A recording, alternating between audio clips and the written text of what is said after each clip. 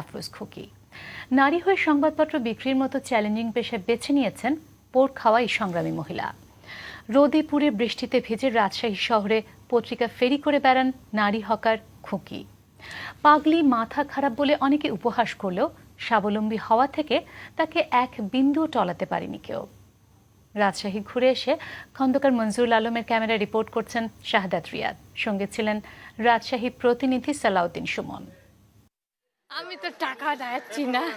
Paper paper. সূর্য ওঠার অনেক আগেই পেপার হাতে রাস্তায় নামেন খুকি। অলিগলি থেকে শুরু করে প্রতিটি রাস্তার ধুলো পায়ে মেখেছেন ১৯ বছরের এই হকারি পেশায়। আমি পেপারটা বিক্রি করে খাবো, কিছু চাবো না ভাই। পাগল বলে অনেকে উপহাস করলেও খুকির মুখের হাসির রেশ ফুরোয় না কখনো। বড় কষ্টগুলো কাবু করতে না পারলেও ছোটখাটো কিছু সমস্যার কাছে মাঝে মধ্যে অসহায় হয়ে পড়েন তিনি।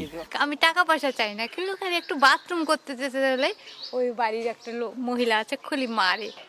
কিশোরী বয়সে বিয়ে হয়েছিল ৭০ বছরের এক বৃদ্ধের সঙ্গে, কিন্তু মাসখানেকের মাথায় স্বামীর মৃত্যুতে বিধবা হন খুকি। তারপর শ্বশুরবাড়ির ভাত আর খাওয়া হয়নি তার। মেজো ভাসু বললো কপাল কুণ্ডলা যেমন করে খায় তেমন করে খায়, খাওগা। তাহলে আমি কপাল কুণ্ডলা কেমন করেছে, নৌকা বই। আমি বলছি আচ্ছা নৌকা বইবো না, রাজশাহী টাউনে সাদা সাদা ডিম বিক্রি করবো, আর আপনি সেই ডিমটা কিনে নেবেন। ভাইদের আপত্তিতে বাবার বাড়িতেও আর জায়গা হয়নি খুকির। সেই থেকে কিছুটা পাগলাটে হয়ে যায় এই নারী। একদিন রাস্তায় একটি মানিব্যাগ কুড়িয়ে পেয়ে সেটি ফেরত দিলে ১৫০ টাকা বকশিশ দেন মানিব্যাগের মালিক। সে আমি অনেক বড় লোক, রাস্তা টাউনে সবাইকে বলছি, বাদর কবির সবাইকে বলছি আমি কত বড় লোক, ১৫০ টাকা আছে, কারো আছে। তখন এই ১৫০ টাকা দিয়ে পেপারে কাজে লাগলাম। সারাদিনের ৩০০ টাকা রোজগারের মধ্যে নিজের খরচ মাত্র ৪০ টাকা। বাকি টাকা থেকে ১০০ টাকা দেন একটি এতিমখানায়, ৫০ টাকা মসজিদ মন্দিরে, ১০ টাকা ভিক্ষুকদের, আর হজে যাবেন বলে ১০০ টাকা জমা রাখেন একটি ব্যাংকে।